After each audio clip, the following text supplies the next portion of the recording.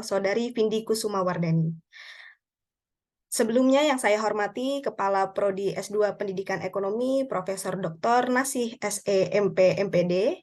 Yang saya hormati Pembimbing 1 Bapak Profesor Dr. Cipto Wardoyo SE MPD MSI AKCA dan Pembimbing 2 Ibu Dr. Dwi Wulandari SE MM CFP.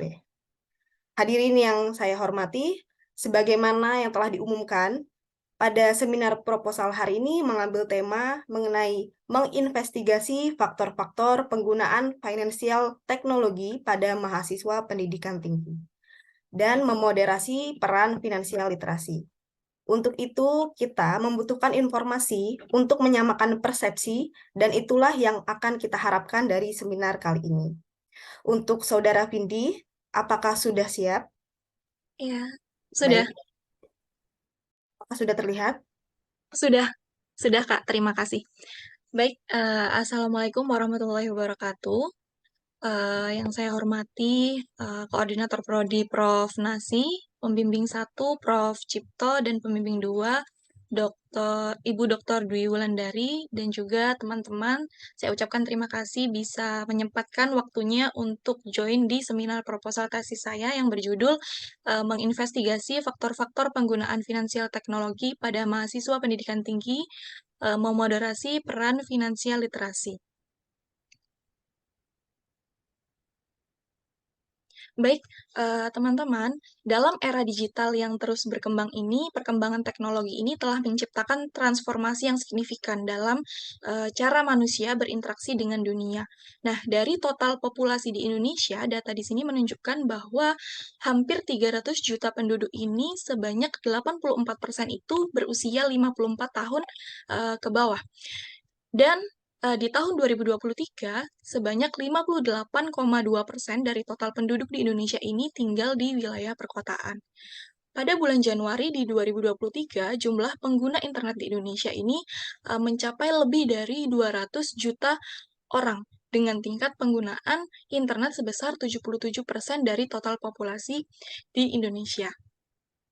Nah, berdasarkan data dari Badan Pusat Statistik di tahun 2022 ini juga menunjukkan bahwa persentase peserta didik di usia 5 hingga 24 tahun yang mengakses internet selama 3 bulan terakhir ini paling banyak terdapat di jenjang perguruan tinggi. Sehingga data tersebut menegaskan bahwa masyarakat ini, terutama di lingkungan perguruan tinggi ini, semakin mengintegrasikan teknologi internet dalam berbagai aspek kehidupan, termasuk dalam yang namanya pengelolaan keuangan.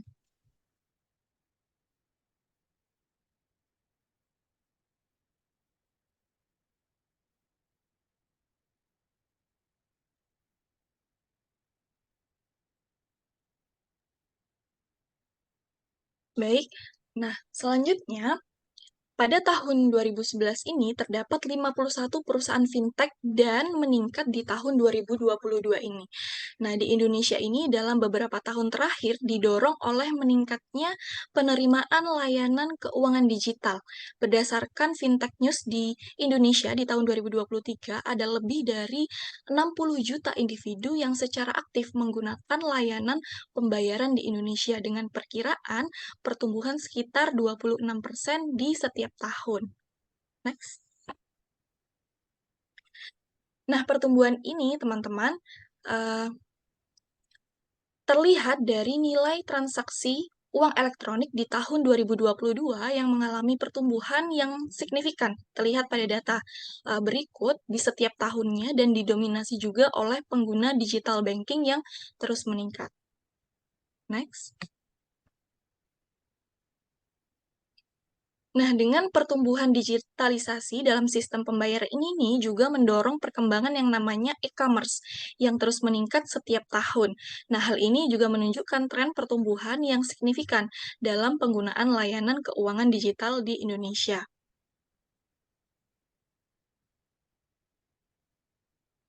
Nah, hal ini juga didukung oleh penggunaan uang tunai berdasarkan The Global Payment Report di tahun 2023 bahwa penggunaan uang tunai ini terus menurun seiring dengan upaya pemerintah mendorong pembayaran digital yang lebih terjangkau atau disebut dengan cashless society.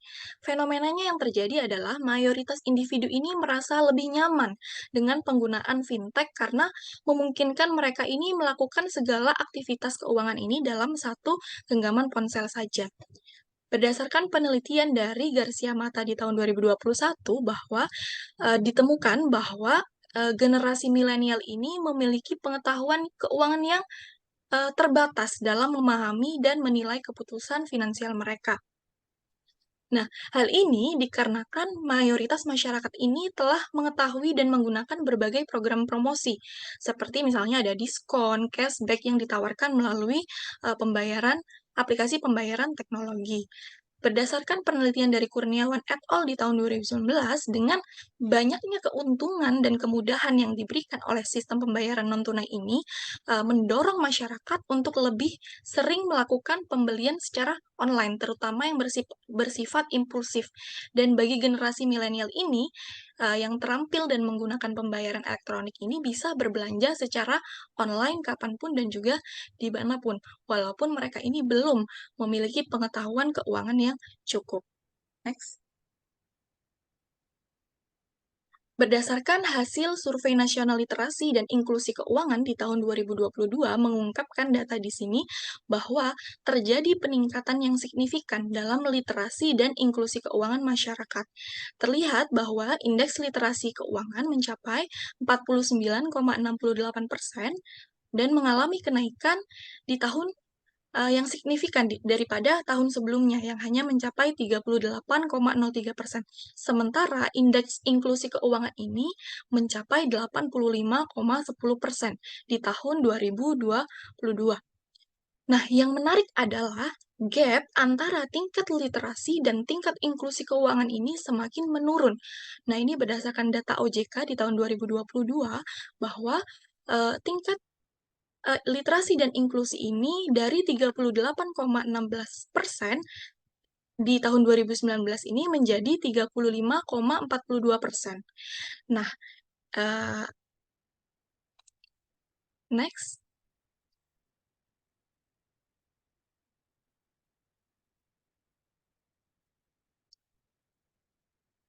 Sehingga dari beberapa penelitian di sini mengungkapkan bahwa fokus penelitian dalam penelitian ini adalah bagaimana sih mahasiswa pendidikan tinggi ini mengadopsi teknologi penggunaan finansial teknologi khususnya pada penggunaan mobile payment dengan melibatkan kerangka kerja UTAUD yaitu ada 4 variabel: performance expectancy, effort expectancy, social influence, dan facilitating condition yang menggunakan moderasi peran dari finansial literasi. Nah, dari beberapa penelitian ini mengungkapkan bahwa finansial literasi ini mampu memberikan pengaruh dan juga tidak memberikan pengaruh terhadap penggunaan mobile payment. Sehingga keterkaitan finansial literasi di sini adalah mahasiswa dengan literasi keuangan yang tinggi akan lebih mampu mengidentifikasi dan memanfaatkan kondisi yang mendukung penggunaan mobile payment. Sebaliknya, jika literasi keuangan yang rendah dapat menghambat kemampuan mahasiswa untuk memanfaatkan penggunaan mobile payment atau bahkan terjerumus dalam penggunaan mobile payment sendiri. Oleh karena itu, urgensi untuk meningkatkan literasi keuangan di kalangan mahasiswa ini merupakan langkah yang tepat terhadap banyaknya teknologi keuangan di lingkungan perguruan tinggi saat ini.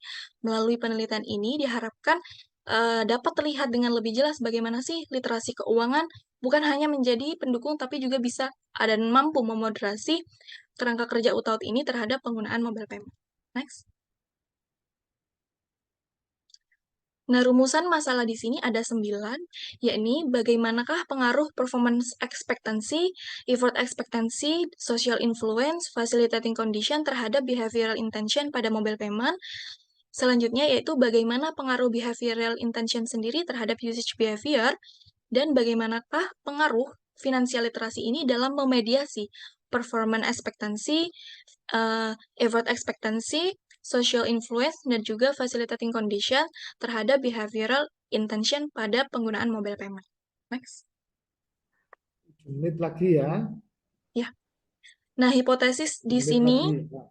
ada 9 juga dari PE, EE, SI, dan FC yang berpengaruh positif terhadap behavioral intention, dan juga BI terhadap usage behavior, serta finansial literasi ini sebagai mediasi terhadap PE, EE, SI, dan FC. Next. Kegunaan penelitian bagi dosen, di sini kontribusi ilmiah dan juga pengembangan kurikulum. Bagi mahasiswa ini dapat memberikan wawasan yang komprehensif serta bagi peneliti lain menawarkan landasan teoritis. Next. Nah, batasan penelitian di sini adalah subjek penelitian pada mahasiswa pendidikan tinggi di Universitas Negeri Surabaya. Fokus utamanya adalah penggunaan teknologi khususnya di penggunaan mobile payment dan menggunakan kerangka kerja UTAUT 1. Next. Berikut merupakan kajian pustaka. Untuk UTAUT-nya di sini ada variabel, ada performance expectancy, effort expectancy, social influence, facilitating condition, behavior intention, dan usage behavior. Next. Untuk kajian teori di sini ada model UTAUT tadi yang terdiri dari 4 variabel, lalu ada mobile payment, serangkaian rangkaian perbankan yang digunakan untuk melakukan pembayaran, serta finansial literasi, yaitu pemahaman kemampuan individu untuk memperoleh informasi keuangan dan memanfaatkannya secara tepat. Next. Berikut merupakan beberapa penelitian terdahulu. Ada 20 penelitian terdahulu yang saya cantumkan di sini, ada 6 penelitian. Next. Nah, pengembangan hipotesis di sini dari performance expectancy, effort expectancy, social influence, facilitating condition ini berpengaruh positif terhadap behavioral intention. Next. Serta behavioral intention ini mampu memberikan pengaruh secara positif terhadap penggunaan mobile payment, serta finansial literasi mampu memberikan pengaruh positif yang signifikan terhadap PE, EE, SI, dan juga FC ini terhadap behavioral intention. Next. Nah, metode yang digunakan adalah penelitian mengadopsi desain explanatory. Populasinya adalah seluruh mahasiswa Universitas Negeri Surabaya sejumlah 48.116. Dapat ditarik sampel dengan rumus Lovin dengan tingkat error 5%, diperoleh 400 sampel. Itu adalah jumlah minimal. Dan lokasi penelitiannya di Universitas Negeri Surabaya. Next. Nah, berikut merupakan model pengembangan dari penelitian ini, di mana ada variabel endogennya, yaitu ada behavioral intention dan UB, serta ada variabel eksogen, di sini ada PE, EE, SI, dan juga FC, serta ada variabel moderasi finansial literasi. Next. Teknik analisis data yang digunakan menggunakan variant based structural equation modeling atau VBSEM, dan aplikasi yang digunakan adalah GSCA. Next. Berikut merupakan tahapan analisis data. Nah, setelah menentukan latar belakang, merumuskan terkait permasalahan yang terjadi, menentukan tujuan, melakukan observasi dan literatur, selanjutnya itu mengumpulkan data yang berkaitan dengan variabel yang akan digunakan dalam penelitian, mendesain kuesioner dan juga teknik sampling yang akan digunakan dalam penelitian. Setelah itu, nanti akan dilakukan uji validitas dan uji reliabilitas terlebih dahulu pada survei sampel uji coba penelitian, lalu mengukur melalui measurement model assessment, melalui indikator offloading assessment, construct quality measure, component validity assessment, assessment of component correlation, R-square, lalu melakukan structural model assessment melalui structural model fit measure, PET koefisien, dan yang terakhir adalah menginterpretasi model struktural. Terima kasih, itu sekian dari saya. Saya kembalikan ke moderator.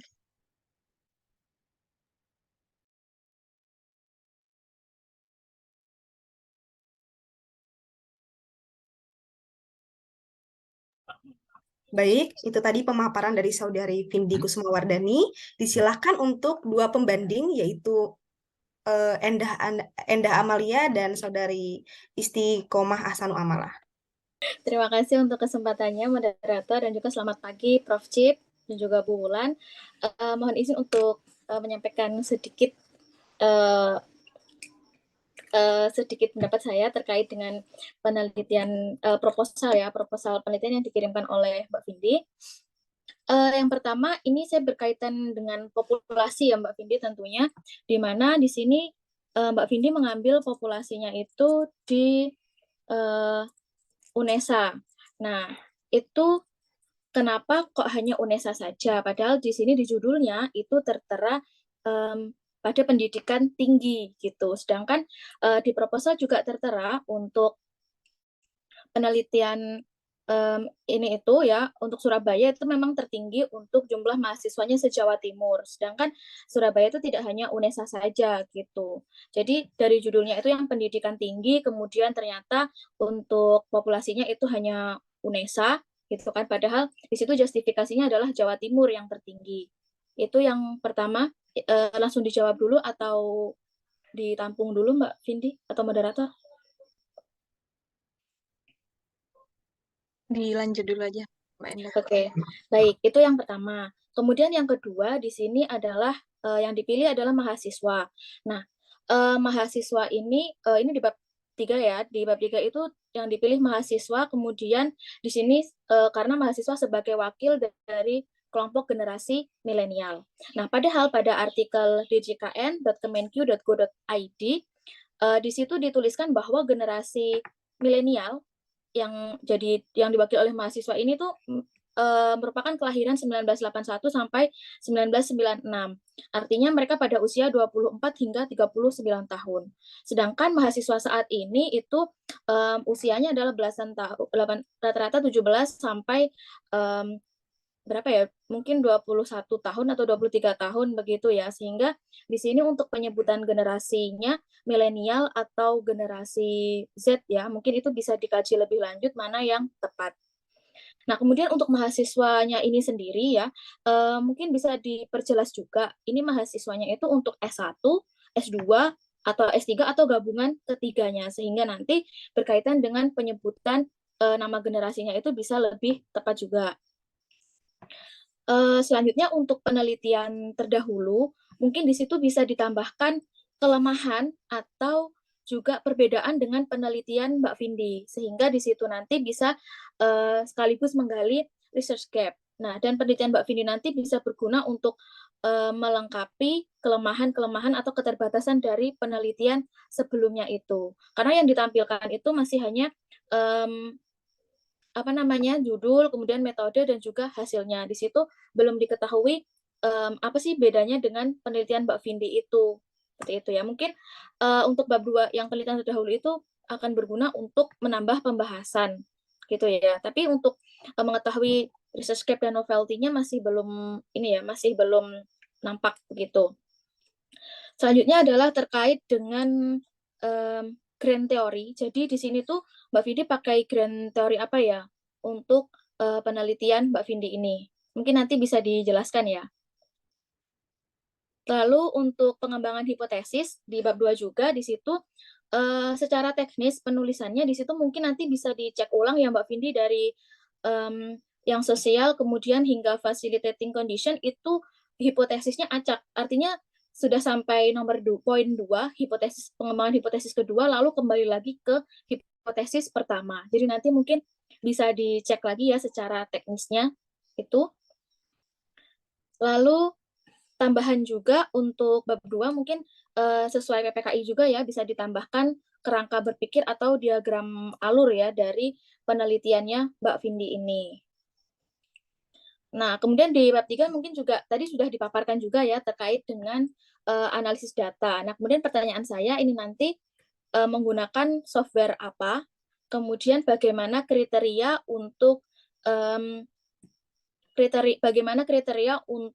mengukur atau mengetahui model yang Mbak Vindi kembangkan atau yang Mbak Vindi uji itu memenuhi kriteria atau tidak, seperti itu. Ya, nah seperti tadi dijelaskan ada R-square dan lain-lain. Nah, mungkin nanti bisa ditambahkan juga kriterianya seperti apa gitu.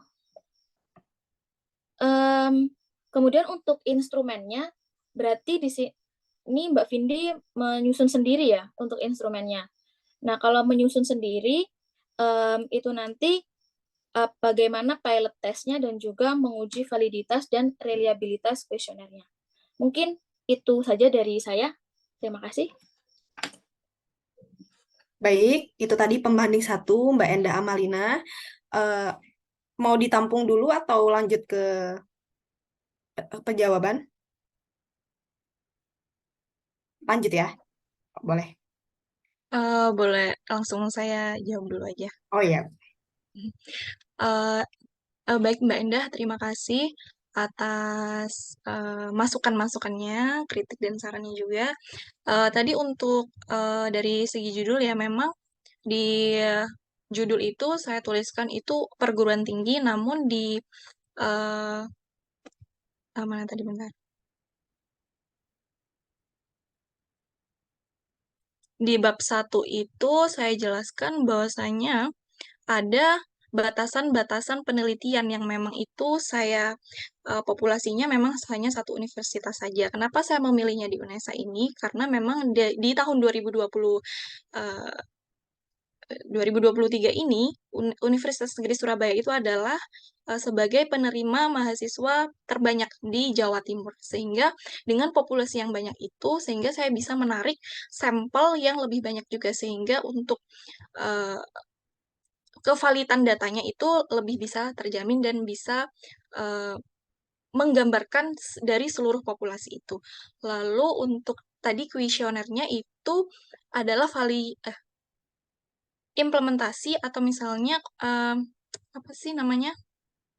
Saya ambil rujukan-rujukan dari beberapa penelitian lalu saya olah lagi.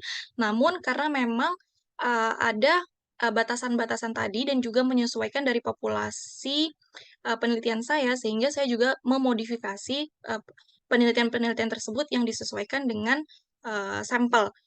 Tapi untuk gimana sih untuk memverifikasi instrumen itu bisa layak atau tidak dibagikan nanti akan dilakukan uji validitas terlebih dahulu melakukan di beberapa sampel di sampel kecil.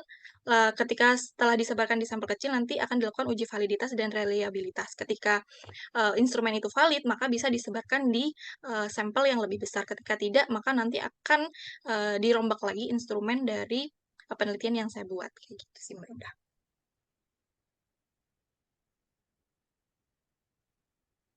baik. Bagaimana Mbak Enda?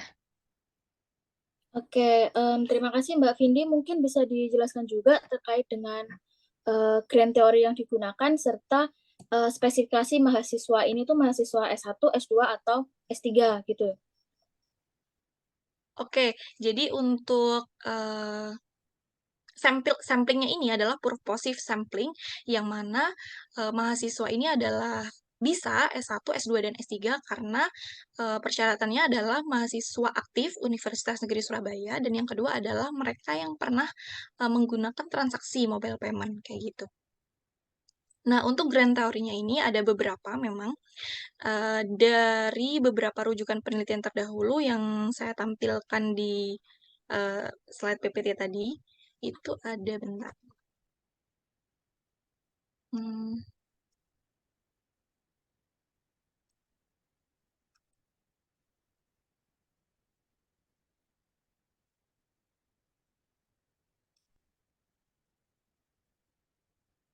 Nah, itu ada dari beberapa penelitian terdahulu itu ada banyak ya, tapi saya simpulkan dari menjadi 6, yaitu dari Al-Duais dan Al-Asmadi di tahun 2022, terus Mansur dan Ali di tahun 2022, Migloir DKK di 2022, Alomari dan Abdullah 2023, Martinez MC Andrew WS 2023, dan Nilam Baca Ria Sonali.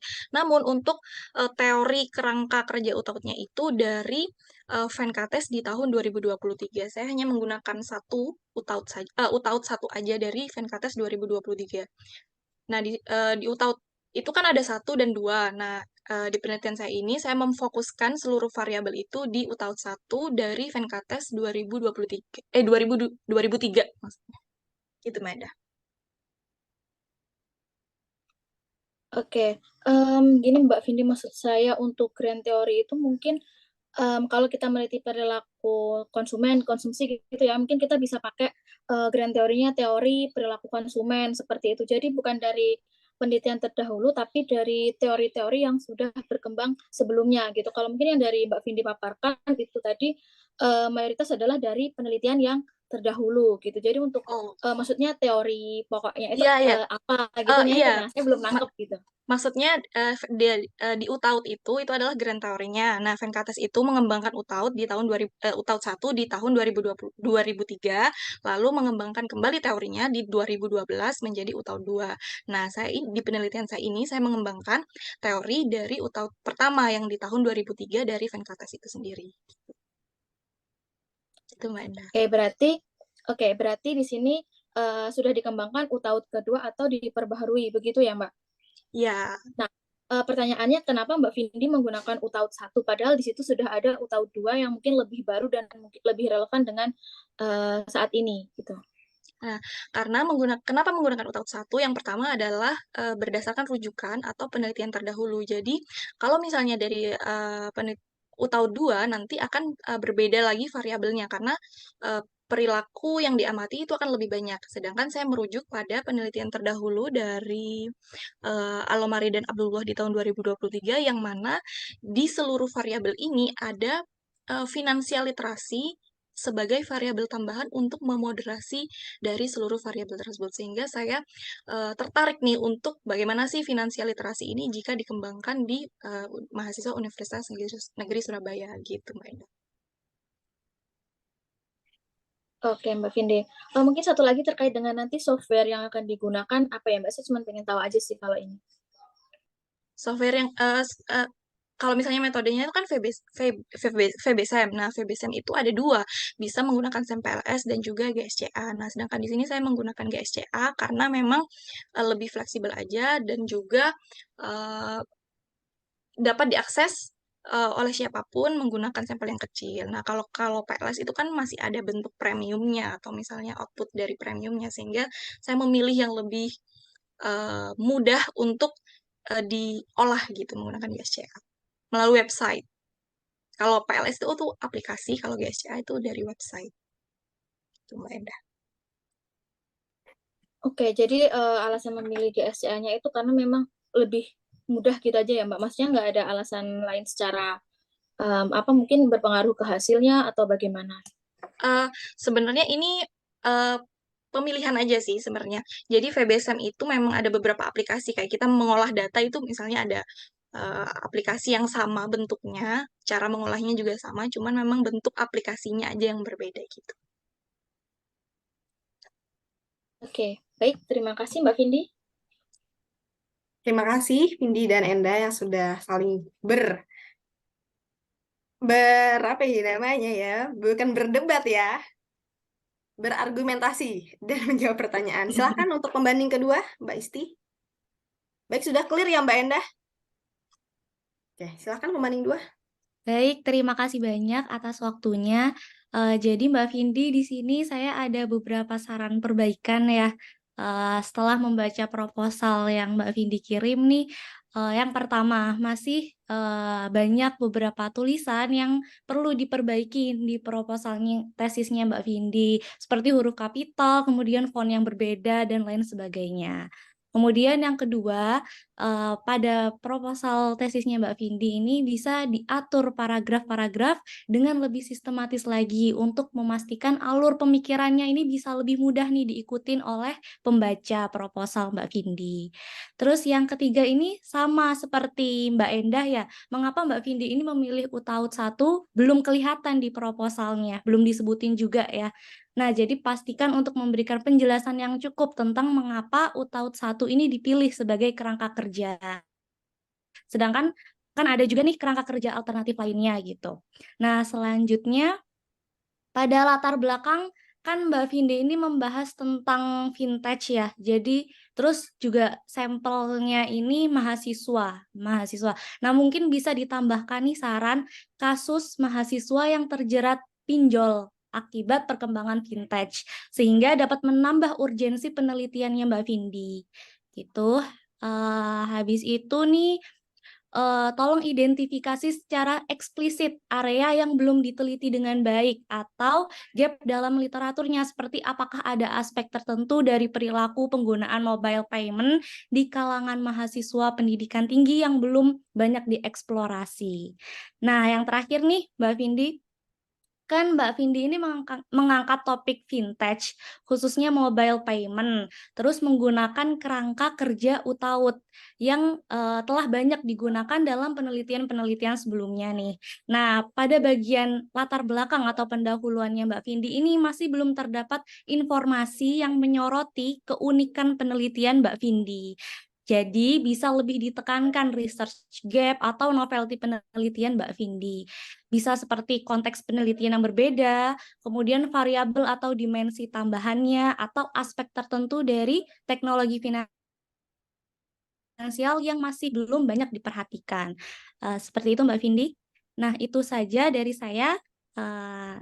Tetap semangat. Terima kasih Mbak Vindi. Bisa lanjut. Baik, terima kasih Mbak Isti untuk masukannya. Untuk Mbak Vindi bisa ditambahkan dan lebih terstruktur ya. Selanjutnya kita buka karena sudah selesai untuk pembanding 1 dan 2, kita buka untuk sesi pertanyaan. Dipersilahkan kepada audiens yang ingin bertanya atau yang sudah memiliki pertanyaan yang ingin digali lebih dalam tentang menginvestigasi faktor-faktor penggunaan finansial teknologi. Silahkan pada audiens yang ingin bertanya.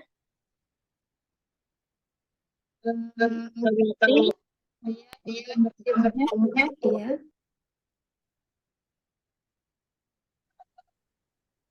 Halo, Mbak Asif, ingin bertanya? Ya, Baik. baik. Terima kasih atas waktunya. Pertanyaan saya, bagaimana cara mengukur literasi keuangan dalam konteks penelitian? Terima kasih. Jelas Mbak Pindi pertanyaannya atau terputus suaranya Mbak Asif? Jelas, sudah. Saya langsung jawab aja ya. Terima kasih Mbak Asif atas pertanyaannya. Nah, bagaimana sih cara mengukur literasi keuangan ini dalam konteks penelitian ini? Nah, dalam penelitian ini untuk mengukur literasi keuangan ini nanti akan saya lakukan dengan menggunakan kuesioner. Nah, bagaimana rancangan ini menggambarkan pertanyaan-pertanyaan yang terstruktur yang mencangkup dimensi-dimensi keuangan nanti. Seperti misalnya ada pengetahuan tentang fintech, terus keamanan transaksi online itu bagaimana, terus keterampilan pengelolaan keuangan digital. Nah, selain itu nanti akan saya masukkan nih pertanyaan yang memang menggambarkan pengalaman audiens atau pengalaman dari mahasiswa nanti ini terhadap penggunaan layanan fintech tersendiri, seperti misalnya berapa kali dalam menggunakan mobile payment, frekuensi penggunaannya, lalu bagaimana sih tingkat kepercayaan mereka terhadap teknologi fintech ini.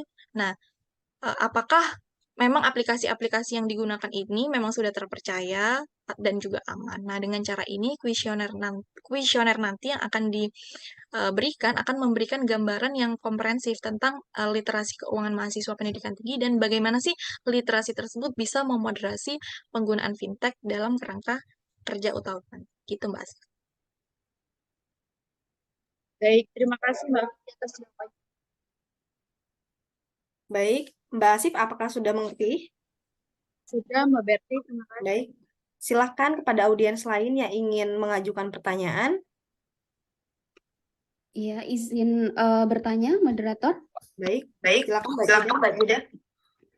Oke, kepada Mbak Vindi, bagaimana penelitian yang akan dilakukan ini nantinya dapat memberikan kontribusi pada pemahaman mahasiswa tentang penggunaan finansial teknologi dan literasi keuangan. Kemudian, apakah ada kebijakan atau implikasi praktis yang mungkin muncul dari adanya penelitian ini? Terima kasih.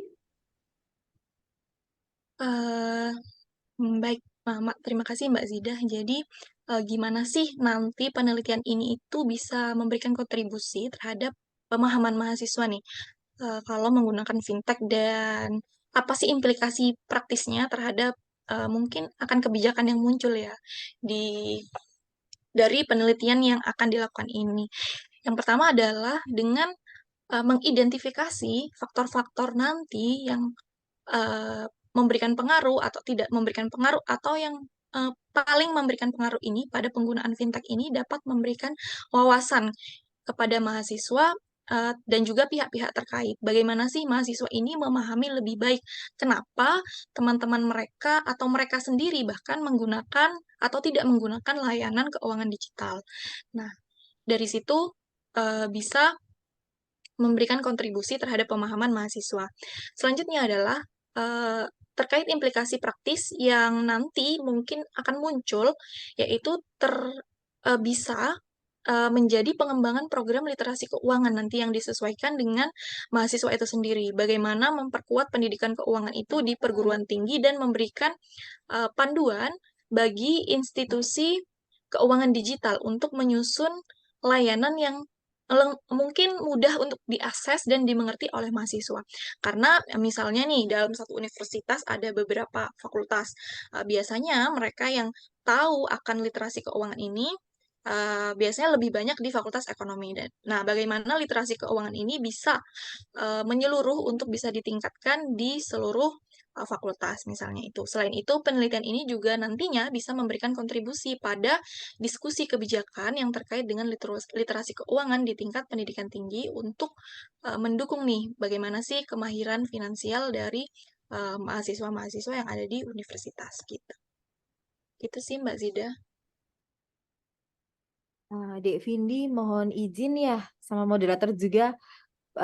Prof. Cip mohon izin saya boleh komen duluan gitu. Baik, Bu. Ya, Ya, mau ya. ada rapat. Nggih, monggo Bu. Nggih, Terutama Pak. ini Bu Wulan, terutama yang literasi keuangan itu kan Iya, ada alat ukur yang makanya. baku ya. Nggih, Nah, itu yang mungkin bisa nggih. Ibu sampaikan. Nggih, monggo Bu. Sebentar diklarifikasi dulu ke Vindi. Vindi, mobile paymentmu ini apa? Nanti itu di mobile payment itu nanti di kuesioner akan diberikan pilihan. Mahasiswa itu lebih banyak menggunakan misalnya e-money, terus m-banking, atau bisa juga pay later, kayak gitu, Bu. Oh, oke. Karena gini, nah ini bicara masalah sistem pembayaran ya. Tadi kan ada fintech tuh. Gimana kalau ada kasus pinjol? Ini beda konteks ya.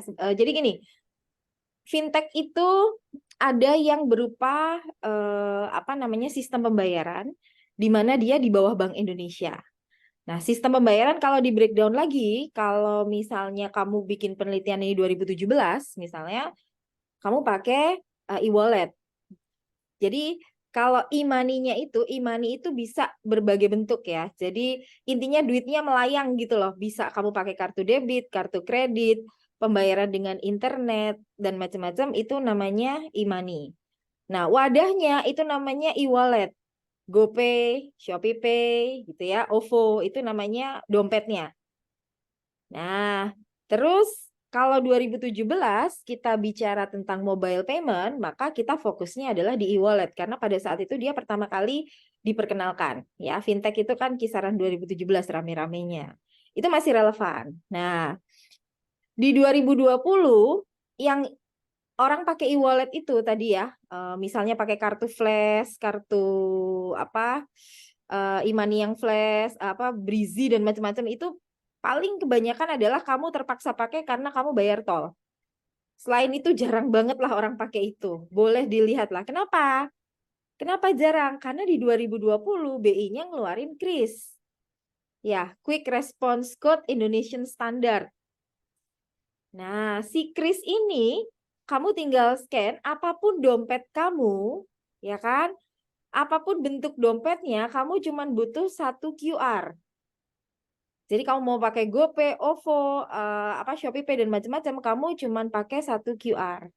Nah, jadi bayangan saya kalau ini 2023, Vindi bikin penelitian, ya yang paling relevan itu adalah KRIS, si mobile payment-nya ini, karena itu adalah bentuk yang semakin maju ya. Nah, itu yang pertama. Jadi kalau misalnya mau diteliti semua gitu ya, agak kurang relevan karena yaitu kamu pun pakai, misalnya kamu pakai BCA. Kan tadi maksudnya si transfer tadi adalah pakai BCA gitu ya. Kan ada QR-nya. Ujungnya pakai kris juga kan. Nah, misalnya gitu ya. Jadi intinya si QR ini bisa ditempel dimanapun, pedagang kaki lima pun udah pakai QR, kalau ada kalonya lagi di kota besar. Nah, sehingga menurut saya gitu ya, ini menurut saya sih, rata-rata kalau sekarang hampir semua orang di kota besar, Jakarta kota besar nomor 1, Surabaya kota besar nomor 2, mereka akan pakai si mobile paymentmu tadi, apapun bentuknya. Kamu ke Jakarta, kamu bayar minuman Rp3.000 aja, kalau ada ya minuman Rp3.000. Kopi lah 5.000 pinggir jalan gitu. Dia akan tanya, mau bayar pakai apa? Yang itu nggak terjadi di Malang. Nah, jadi sebenarnya masalah penggunaan mobile payment yang semakin maju tadi, satu adalah pakai kris aja di ujungnya ya mobile paymentnya, karena itu sudah yang paling advance. Yang ke belakang ini nggak terlalu relevan, udah sering diteliti. Pakai kris. Kalau Vindi di kota besar, itu harus ada dulu fenomena apa di kota besar yang bikin ini perlu diteliti. Karena sebenarnya kota besar nggak perlu diteliti, semua orang pakai. Ya keliling deh, Jakarta, Surabaya pasti pakai.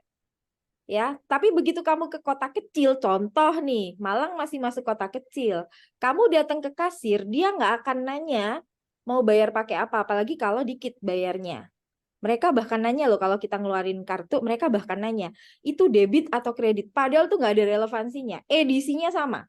Mesin yang sama, itu bisa dipakai untuk kartu apapun, yaitu e-money itu tadi ya.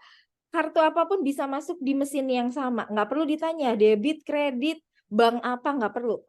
Artinya apa? Kalau kota kecil literasinya rendah. Udah gitu aja, sesimpel itu sebenarnya. Ya.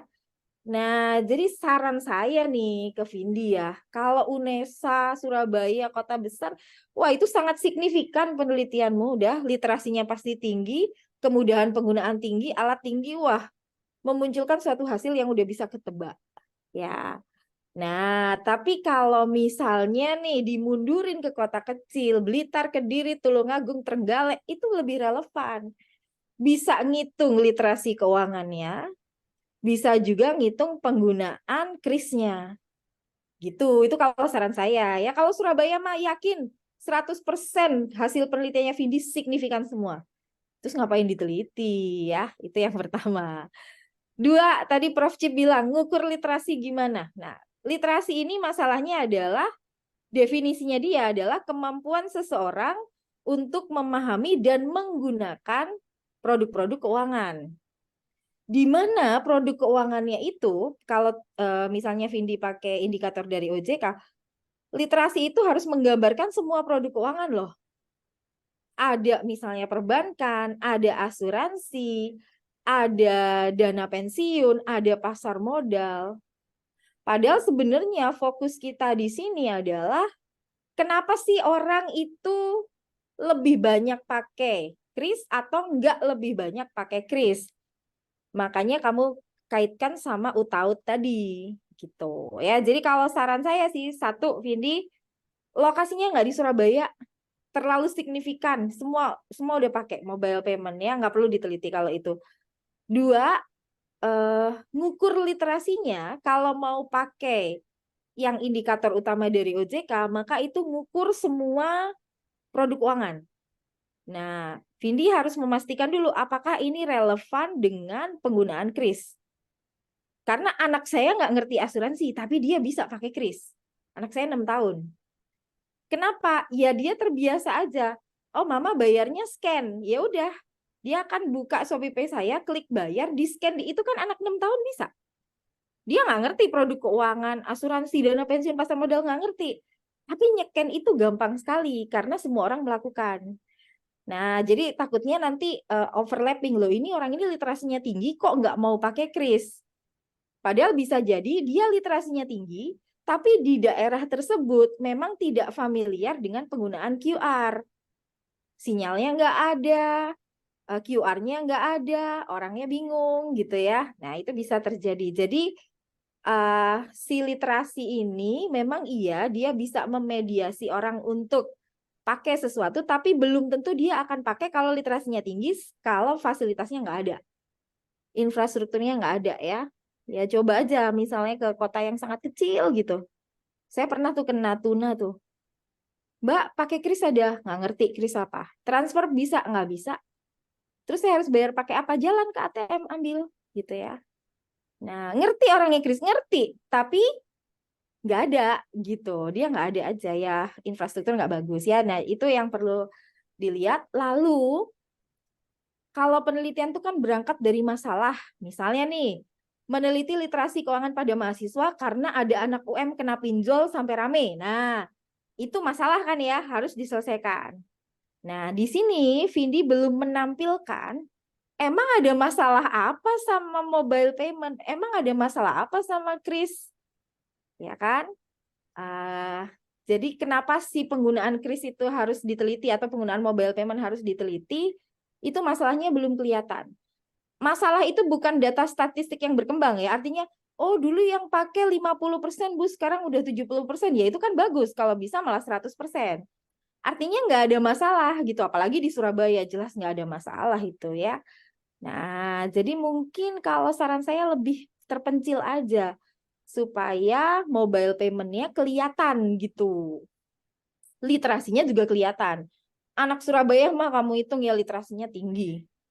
Literasi ya, apalagi kalau kamu kasihnya soal pilihan berganda ya, wah itu gampang ketebak gitu ya.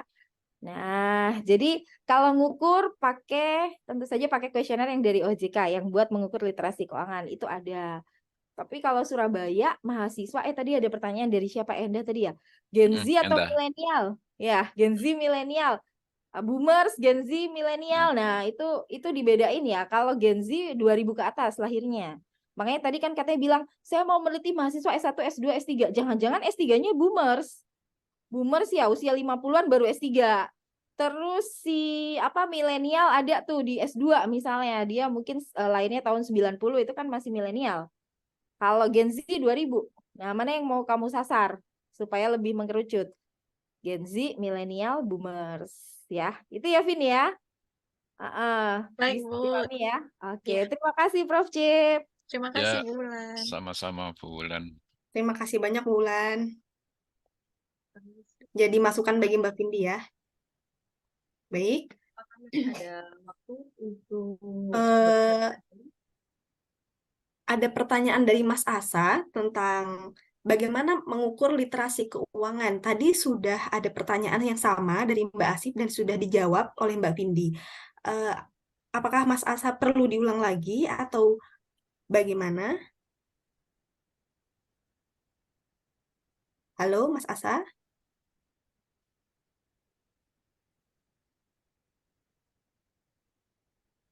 Sepertinya belum muncul ya, Mas Asa.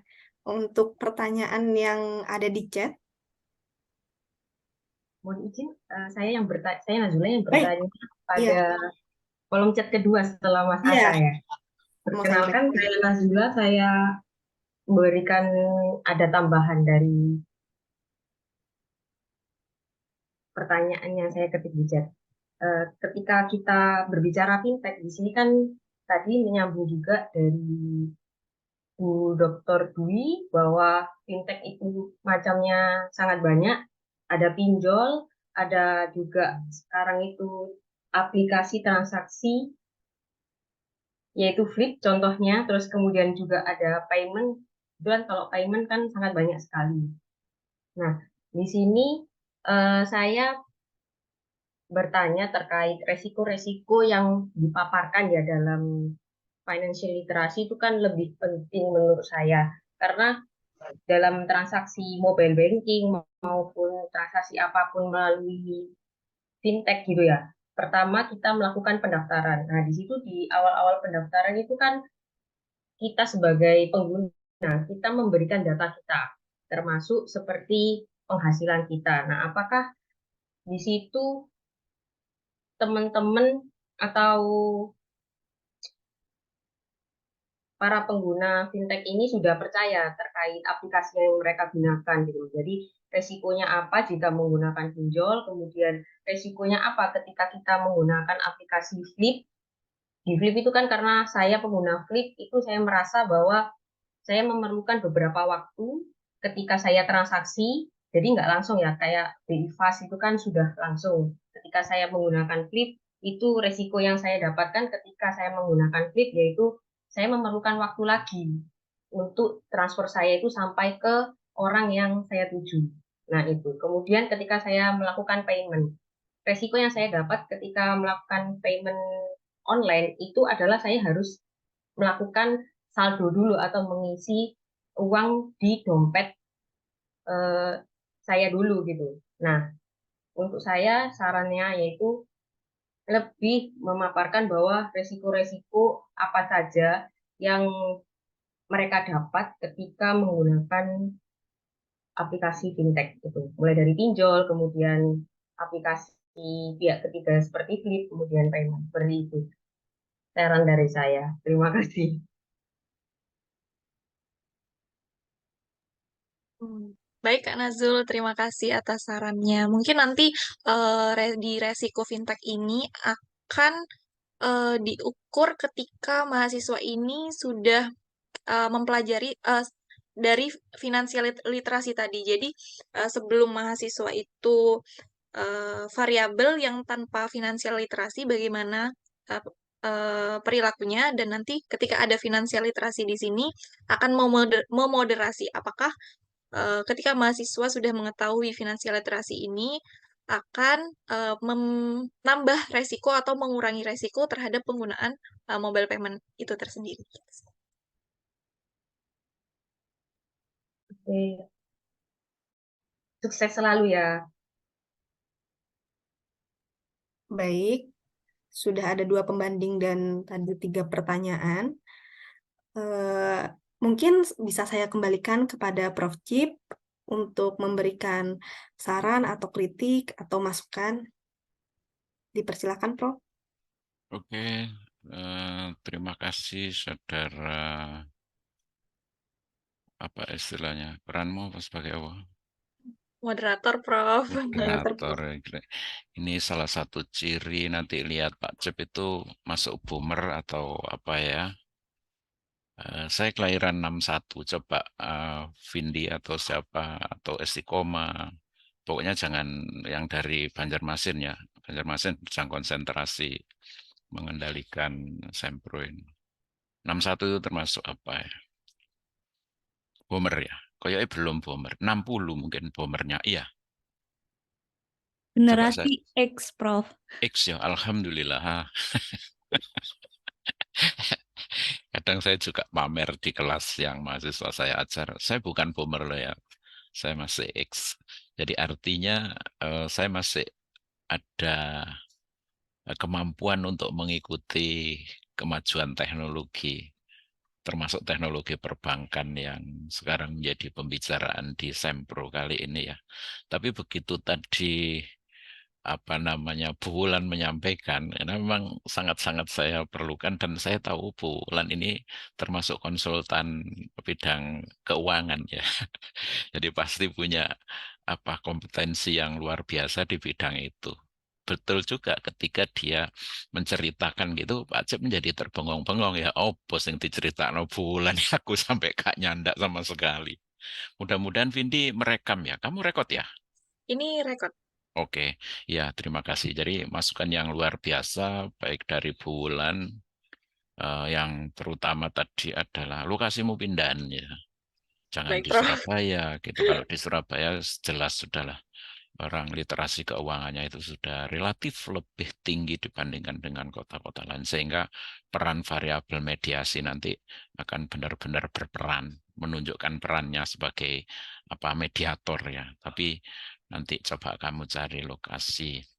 Nah, ketika lokasi itu berbeda, ya tentu saja tidak sekedar lokasinya berbeda, tentu ini ada implikasi-implikasi mulai dari latar belakang nanti coba kamu apa baca ulang begitu.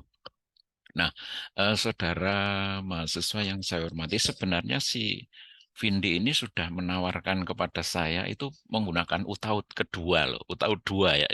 Udah, Pak Cip itu, aduh Vindi, kamu itu ini tesis ini kamu kok terlalu rumit banget sih ini. Ini loh tak tunjuk, sampai tak tunjuk no apa paradigma penelitian yang punya S3 ya Vindi ya. Ini loh, punya S3 aja kamu cuma begini kamu kok. Dia punya idealisme yang luar biasa Vindi ini. Dia ingin bahwa saya ingin menggunakan UTAUD 2 supaya artikel saya nanti bisa publish di Scopus. Ya, jadi jurnal internasional bereputasi internasional, jurnal bereputasi internasional Scopus. Kemudian setelah tawar-menawar dengan saya, tidak harus di UTAUD 2 kemudian bisa publish di jurnal internasional bereputasi, UTAUD 1 pun akan bisa publish ya, karena pengalaman Pak Cip ketika membimbing mahasiswa di S3 maupun S2 itu bisa ya. Tapi dia punya idealisme yang cukup tinggi yang pada akhirnya mungkin ketika dia setelah pulang dari konsultasi dengan saya memikir pasti Vindi ini setelah konsultasi bukan menjadi puas tapi merasa kecewa. Karena harus turun dari UTAUD 2 menjadi UTAUD 1. Tapi saya di akhir pembicaraan saya katakan, ini nanti jadikan proyek ketika kamu sudah lulus S2 untuk membangun proposal menggunakan UTAUD 2. Masih ingat ya, Vindi ya? Nah, itu ya. Ya, mudah-mudahan dengan UTAUD 1 ini pun sudah luar biasa ya, karena di UTAUD 2 ini sudah ada variabel intervening, mediasi, bahkan ada variabel moderating ya. Moderatingnya juga sudah ada. Jadi sudah luar biasa model yang dia gunakan untuk penelitian kali ini. Nah, saudara, ada cerita yang cukup menarik ya terkait dengan Pak Cip, hubungannya dengan Bu Wulan cerita. Suatu saat Pak Cip pergi ke Jakarta ya, mungkin 1,5 bulan yang lalu. Ketika saya ingin makan di pinggir jalan, waktu saya jalan, ini kok ada warung ramen, pasti enak. Begitu saya di depan pintu, saya intip, orang-orang kalau bayar kok nggak pakai uang tunai gitu ya. Maksud saya mengeluarkan uang 100.000, 50.000 ke kas. Dia HP-nya di-scan kan. Wah, ini apa lagi nih? Jadi Pak Cip nggak berani masuk pada akhirnya. Nah, kemudian saya masuk di mall. Kebetulan saya di mana ya, 1 bulan yang lalu di Hotel Ciputra kalau nggak salah di Jakarta Barat. Hotel itu menyatu dengan mall kalau Ciputra. Sekitar jam 7 malam saya coba jalan-jalan gitu ya. Menawa ono barang sing cocok gitu. Tapi begitu lihat di toko-toko yang ada di mall itu, kok gak ono sing bayar pakai uang ya, pokok pakai scan iki sing di scan opo, Pak Cip bingung. Akhirnya nggak jadi beli juga. Ini artinya apa? Kemajuan teknologi yang diterapkan oleh perbankan ya terkait dengan pembayaran itu ternyata luar biasa lonjakannya ya. Bahkan kalau saya mengikuti Bank Indonesia Malang ketika dia launching tentang KRIS itu ada 3 pasar yang sudah menerapkan pada saat di launching. Pasar Mlimbing, Pasar Ororodowo, dan Pasar Sawu Jajar di mana Pak Cip tinggal. Begitu ada launching seperti itu yang saya setiap Sabtu Minggu ketika libur mengantar Bu Cip nanggone Pasar Sawu Jajar itu menjadi gak berani ke pasar juga, saudara. Bu, nanti kalau ke pasar harus bawa HP itu, Bu. Karena bakul-bakul itu sekarang sudah nggak menerima uang tunai, itu harus pakai QRIS. Wah, ini apa lagi ini? Ya, dari situ tampaknya memang bagi diri saya mau tidak mau dalam kondisi seperti sekarang ini ya harus mengikuti perkembangan yang luar biasa itu. Kalau tidak ya menjadi ketinggalan dan nggak iso blonjo jadinya. Nggak iso blonjo. Padahal kalau orang ekonomi kan melihatnya kan ketika saya mendapatkan penghasilan itu nanti kita sebut dengan income, dan income itu nanti kan sama dengan konsumsi plus saving ya. Tapi kalau misalnya tidak saya konsumsikan, maka uang itu kan menjadi tidak berputar, saudara. Nah, uang tidak berputar, maka yang namanya teori multiplier effect menjadi nggak begitu berfungsi, ya. Jadi perlipat gandaan uang itu setelah dikonsumsi dan seterusnya itu.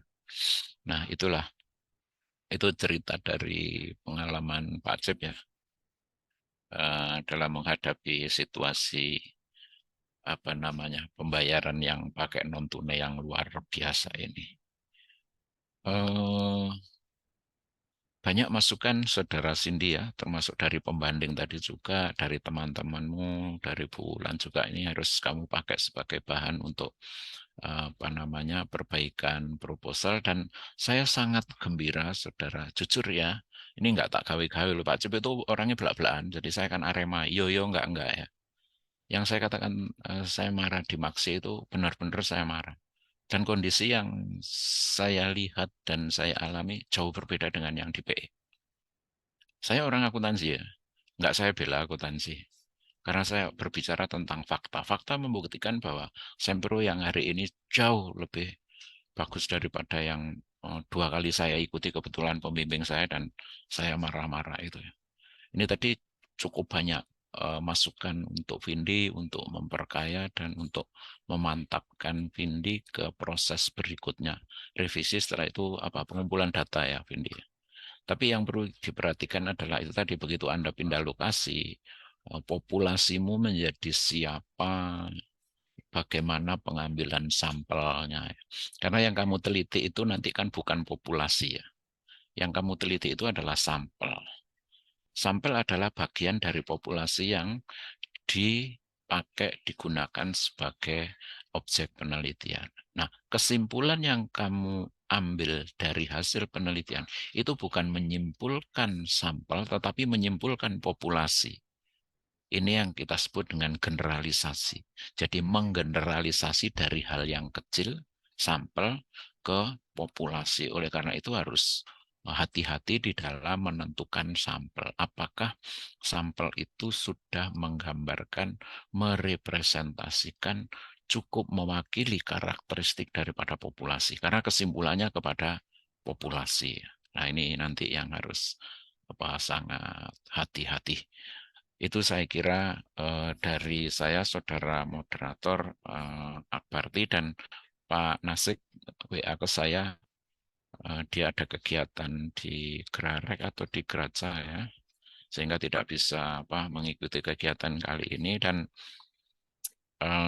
saya kira dari berbagai masukan tadi, proposal Akbarti akan semakin bagus, semakin mengarah kepada idealisme sesuatu yang akan dicapai, bisa ditindaklanjuti dengan beberapa revisi ya, saudara Akbarti. Jadi tidak perlu lagi seminar lagi.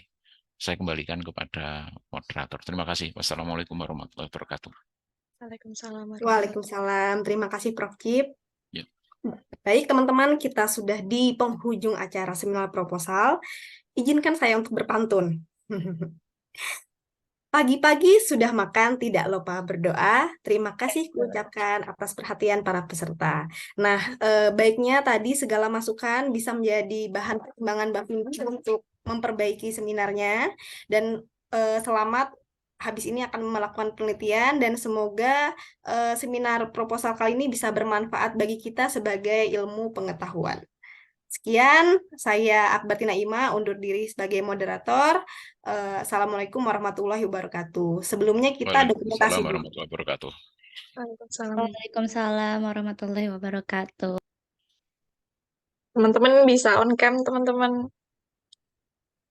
Nah, tadi Pak Cip itu mau bilang on cam itu, on cam. Ini Muncul baru on gambare. cam, Prof. Iya, tadi saya bilang, iya sing muncul gambare begitu loh pada saat si saudara Vindi menangis kan itu tadi ya. Mau bilang on cam kok wangel teman. Oke, silahkan.